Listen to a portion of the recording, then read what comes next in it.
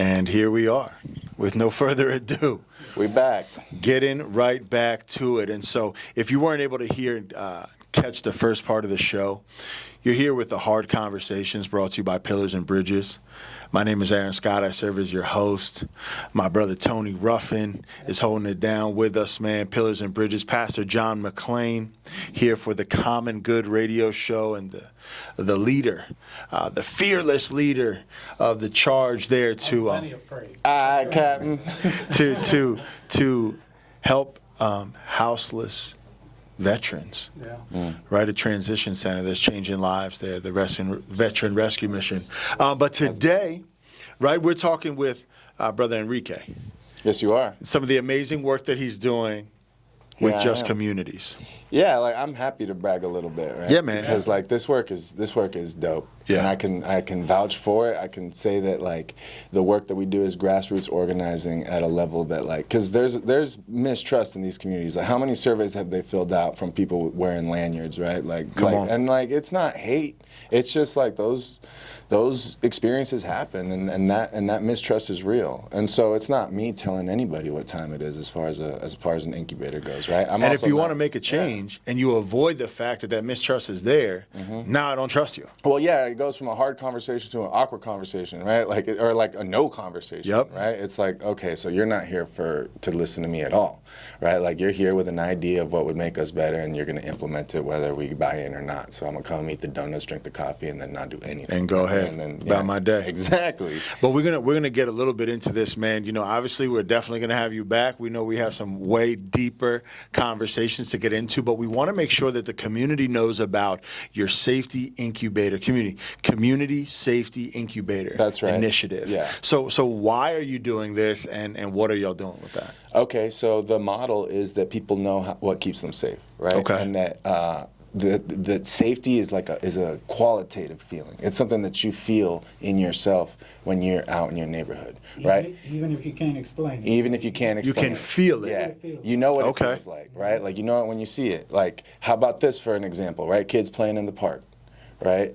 Barbecues, people knowing their neighbors, folks like caring and waving at each other, right? When they're walking and interacting in the neighborhood. Now, the neighborhood might be poor on resources, but it can be heavy on safety and dignity, right? And it's not for anyone from any other part of town to come and tell you if it's safe, right? Like Northside looks different, right?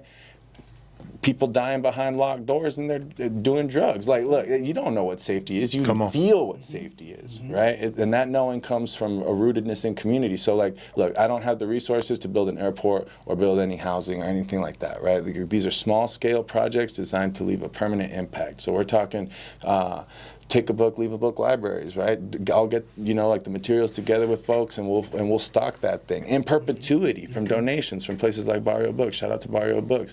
People, are tired of paying for like certain resources like water. Okay, like let's get rainwater harvesting. Like there are folks that have that expertise, right? And there's no reason why you can't have those in the hood. Right? Why not? Water, it rains all over the valley, man. Hello. Like, it shouldn't just be. It rains on the just and the unjust. Exactly. Yeah. And so, or like mural projects, right? Community cleanups. Like there's parts of town that take longer to clean up after a storm, and we know where they are, right? There's some parts, storm comes, damages things, next day, you can never tell. Other parts of town in the hood, like, man, that tree been there weeks, right? And so, who's gonna help rent chainsaws in a truck? Like, I can. Let's go. That's got a community safety incubator project written all over it, culture, and then so there's the permanent installations that are there afterwards, and then there's the build up to it. There's the decorating the neighborhood with planters and getting together in the park to spray paint like cool things on them, right, and spreading them out over the neighborhood.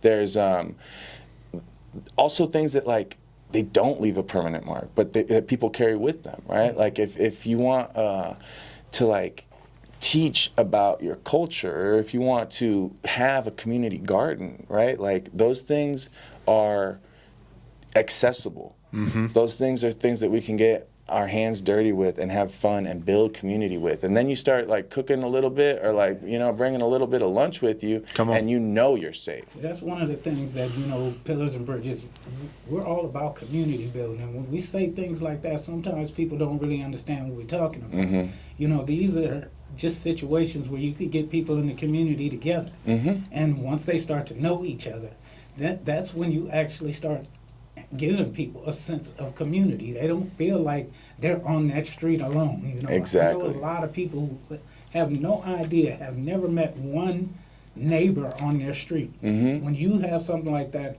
you know, people want to come outside and see what's going on now. Now you're starting conversations. Exactly. And that's one of the things that we're the biggest on. So getting people to understand that, man, I appreciate you guys doing that kind of thing. Yeah. I'm really encouraged when you're talking about even this storytelling, even getting into some of the like cultural history, getting into some different ethnicities, some different groups of people, but being able to share their stories, pass these things on to the next generation. You know, being able to know your neighbor by name and look them in the face. That brings something different, and it may not be like, to your point, that permanent fixture. Yeah, but that's permanent in my heart and in my mind. That's Brother Enrique. Yeah, he lives up the street around the corner. Boom, and he does blah, blah. Exactly. But I know that, man, you know, and then I'll see him in the store and I'll see him in these other places. And it's those relationships that really keep us safe when it comes down to it. Absolutely. And look, like, I get it, right? Like, there's a certain knee-jerk reaction about, like, man, that's corny. All right? Like, that won't work. Appreciate But, like, that. Call that out. You That's know, okay. but, like, I'll tell you straight up, like, it's way harder to shoot at somebody you know. Like, it's just, like, not, you know what I mean? Like, it's easier to dump on strangers. Or, like, it's way different to, like, do any of those acts of violence that we're looking to, like, police and that we're looking to, like, make those numbers go down when there is a sense of, like, oh, not only does my participation matter, I matter. Yeah. I matter. I made that difference. I'm here, right? And, like, empowerment is a talking point. Right? Like, you tell me, like, what you're actually doing to boost self-esteem, what you're actually doing to foster those relationships, what you're actually doing to leave a mark, and then we can maybe talk about, like, this abstract thing, like empowerment or, like, civic engagement. Like, those things are, like, you People know? don't understand, like, on my way over here, rolling down 22nd, I saw some kids getting books out of those kind of, you know, those little book bars you guys are putting up. Yeah. And when you see something like that, that's how you know corny? Bro, there's nothing corny about giving kids an opportunity to do something that they don't have now. That's exactly right. So, you know, when people say corny, you know, I usually say, man, what are you doing? Yeah. Hello. That's like, Come on. you know, it's like just haterade a little bit. Wow. You know, it's like, okay, well, when's the last, okay, a community safety incubator project. You reach out to me, you hit me up at Enrique@JustCalmAZ, right? And, like, we talk about the rubric. Like, this thing is not a long-term project. I'm not here to initiate any kind of legislative policy initiatives. I'm not here to, like, organize something that exists in perpetuity without me, right? Like, this isn't a seed fund or a starter fund for neighborhood associations. This is, like, we sit down with some neighbors, we break some bread. We talk about, like, what would be one thing that y'all want, that y'all need, that would have an impact to make your community safer, right? And then, like, we start making that happen. Yeah. You know? And, like, there is, like, a sense of, like, hope and a sense of urgency when you can see something happen in the span of a month.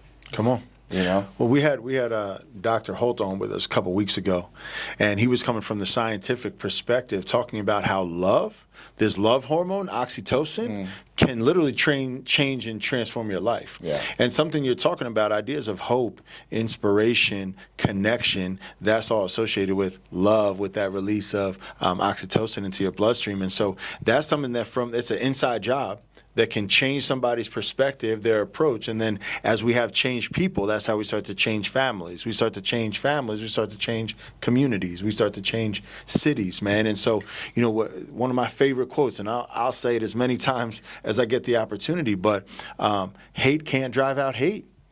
Only love can do that. Darkness can't drive out darkness. Only light can do that.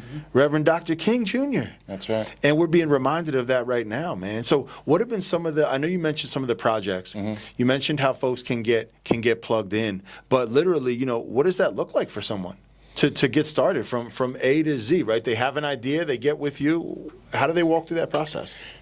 That process is it's collaborative, right? It's not. I don't tell anybody what a community safety incubator is, but there are like certain metrics, right, and parameters around what I can afford and how long something's going to take. And also, it's not just like one person coming at me and now they're, you know, like this is about integration and community, and it's about being together with your neighbors. So it would be like a group.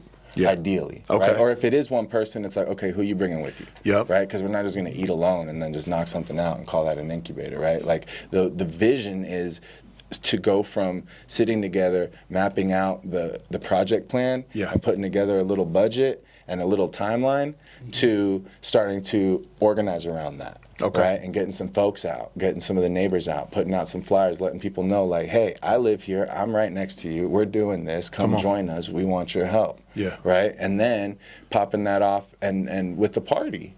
Right? Like, you know, like, because, like, we want to feel good about that, right? Celebrate. Like, we're not just going to, like, do it and then be like, shake hands and be like, all right, later, see ya, you know? Build it up. Like the fact that, you know, you guys don't go in there with an agenda. You go in there asking questions and let them tell you what's going to, you know, come from this interaction. You know, that, to me, that's mad dope, bro. Because I remember the days when block parties used to be a thing. Yeah. Everybody on the street just getting it. I do remember that. Yeah. You know, so we got to bring that back. Well, let's bring back the block party, man. Come on. Because look, like, or, for example, right? Like, we sat down on a team.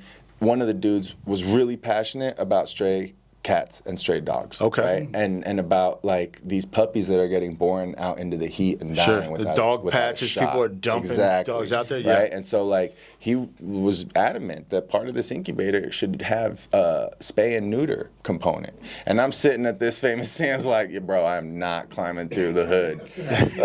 Looking capturing dogs. Come here, kitty. Come here. Okay, so like, how do you compromise about something that someone is passionately, you know, advocating for? Okay, so when we threw the party, you know, we made sure that the Humane Society and the Pima Animal Control were there, represented, putting out the word that building bridges, making connections, forging those connections. Yep, right. That's it. Making sure that like people know that like it's important to spay and neuter your animals. Right. It had nothing to do with the book bank that we were putting up or the community, because it's about everybody. Right. Like we all have that neighbor who's super passionate about something, and it's like, okay. Well, and supporting them to get out there and do something, because it's tough when I sit here and I try to raise some energy and some excitement and feel like on deaf ears, right? But Just Communities AZ, thank you for being on the show today. Absolutely. Hard pleasure. Conversations brought to you by Pillars and Bridges. If you want to learn more, www.pillarsandbridges.org. We'll see you again next time. Yeah, thanks, y'all. Sometimes just being heard makes all the difference in the world. Absolutely.